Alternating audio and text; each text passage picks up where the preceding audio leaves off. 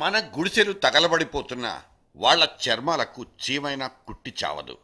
చుట్ట కాల్చుకోవడానికి కూసింత నిప్పు దొరికితే చాలన్న ఆత్రమే వాళ్ళ ఒంట్లో కనిపించేది. ఉనికి తప్ప వేరే ఆకలే తెలియని పొలిటీషియన్ల గురించి ఏవైనా రెండు ముక్కలు చెప్పుకోవాలంటే ఆ రెండు ముక్కలు ఇదిగో ఇలాగే ఉంటాయి. నెత్తికెక్కి కూర్చున్న నిత్యావసరాలైన సకల జనుల సమ్మెలైన బాంబు పేలుళ్లు మిగిల్చిన మృత శిథిలాలైన వేదనలైన రోదనలైన ఏవైనా సరే రాజకీయ ప్రయోజనాల తర్వాతే వాళ్లకు వినిపించేది. దర్యాప్తు సంస్థలు చేస్తున్న తాజా చప్పుళ్లన్నీ తాటాకు చప్పుళ్లు కావని తేలిపోతున్న కొద్దీ రాజకీయ కూసాలు మాత్రం కదిలిపోతున్నాయి. ఒక్కరొక్కరుగా దోపిడీ దొంగలందరినీ జైల్లో పెట్టి నిమజ్జన పనుల్లో నిమగ్నమైపోతున్న సిబిఐ దెబ్బకు రాజకీయ పార్టీలన్నీ డీఫ్రీజ్లో కూర్చున్నట్లు తెగ వణికిపోతున్నాయి. వంటికంటుకున్న బురదను ఊడదీయించుకోవడమే ఇప్పుడు అన్ని పార్టీల ముందున్న ఏకైక ఎజెండా.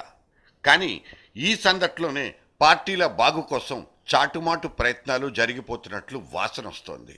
తమ తమ స్వర్ణ యుగాల కోసం మళ్లీ పాకులాటలు షురు అవుతున్న శబ్దం వినిపిస్తోంది.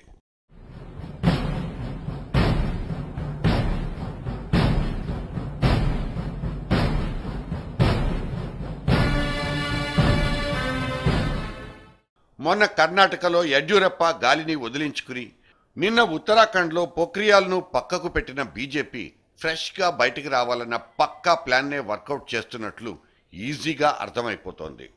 ఈ సందట్లోని రథయాత్ర కాన్సెప్ట్ను టేబుల్ సొరుగులోంచి బయటికి తీయడం కూడా కమల్నాథులకే చెల్లిపోయింది.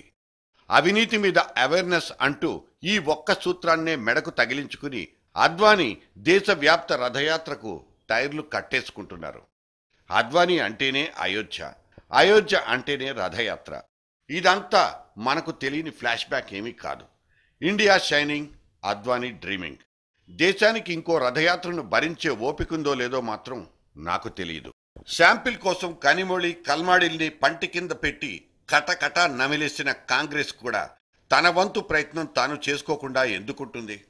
పార్టీ లోపలున్న ఎన్కౌంటర్ స్పెషలిస్టులంతా ఇప్పుడు ఆ పని మీదే ఉన్నట్లు సమాచారం. అన్నా హజారేతో ముంచుకొచ్చిన ప్రమాదాన్ని అట్నుంచి అటే పంపించగలిగిన హార్డ్ కోర్లకు కాంగ్రెస్ ఫ్యూచర్ దెబ్బతినకుండా చూసుకోవడం పెద్ద పనేమీ కాబోదు.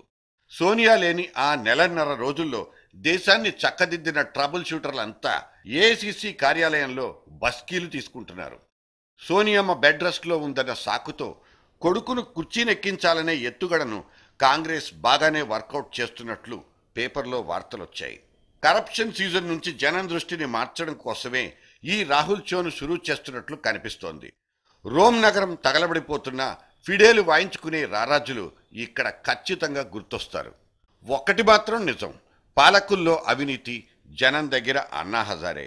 ఈ రెండు లేకపోతే ఈ పార్టీలకు ఇంత లక్కీ ఛాన్స్ మాత్రం దొరికేది కాదు. లోక్పాల్ బిల్లు మనకేమిస్తుందో ఇప్పుడు అప్పుడే తెలియకపోయినా దానికోసం జరిగిన అన్నా దీక్ష నుంచి మాత్రం పార్టీలన్నీ కావలసినంత రసాన్ని పిండేసుకుంటున్నాయి. అమృతాన్ని జుర్రుకుని ఆయా పార్టీల రైలు బండ్లు స్పీడు పెంచేసుకుంటున్నాయి. ఆకురాలు కాలం పోవాలి, పళ్ళన్నీ ఊడిపోయి వయసు ముగిసినా సరే వాళ్ళందరికీ మళ్ళీ శిశిర ఋతువు రావాలి, మళ్ళీ మొగ్గ తొడగాలి, ముగ్గులోకి రావాలి, దేశాన్ని ఏలుకోవాలి. రోటీ కపడా మకాన్లు లేకపోయినా వాళ్ల స్వర్ణయుగాలు మాత్రం వాళ్లకు కావాల్సిందే. ఇక్కడ కనిపించే ఓదార్పు యాత్రలు, బీజేపీ రథయాత్రలు, చంద్రబాబు పాదయాత్రలు అన్నింటికీ ఒకటే ఒక లక్ష్యం. అక్కడ రామ్లీలాలో అన్నా హజారే స్టేజ్ నెక్కారో లేదో ఇక్కడ చంద్రబాబు ఇంటి బాల్కనీలోకి నెలవంక తొంగి చూసేసింది. అవినీతికి తానెంత దూరమో అడక్క ముందే చెప్పుకుంటున్న చంద్రబాబు సడన్గా పెట్టబేడ అన్నీ సగజేసి ఆస్తులన్నీ ప్రకటించేశారు. అందరిలోనూ ఆలోచన రేకెత్తింపజేశారు. Thanks to Ramlila grounds. అనుకున్నది అనుకున్నట్లు జరిగితే మాత్రం అన్నాకు కృతజ్ఞతలతో ఇట్లు మీ చంద్రబాబు అంటూ టీడీపీ ఆఫీస్ నుంచి రాలెగాం సిద్దికి ఒక లేఖ బట్వాడా అయినా అయిపోవచ్చు. అయినా ఈ ఉధృతి, ఈ ఉప్పెన 6 నెలల ముందు ఆ చంద్రుడి ఇంటి దగ్గర కనీసం మచ్చుకైనా కనిపించలేదు. విభజన మంటను తాళలేక 2 కళ్ళు మూసుకుని దోబూచులాడినప్పటి సీన్లకు ఇవాల్టి ఈ చైతన్యపు దృశ్యాలకు అస్సలు పొంతనే లేదు. ఇప్పుడు బావమరిదితో క్రియాశీలక డైలాగులు విసిరింప చేసింది కూడా ఈ బావగారేనని వెనక వైపు నుంచి వినిపిస్తున్న అనుమానం. శ్రీరామరాజ్యం తెస్తానని ఇండైరెక్ట్గా హింట్ ఇచ్చిన బాలయ్య సీఎం సీటు మీద మాత్రం మమకారం లేదంటున్నారు. ఆయన ఇచ్చిన స్టేట్మెంట్ లోతుల్లో కూడా ఒక్కసారి వెళ్ళొద్దాం.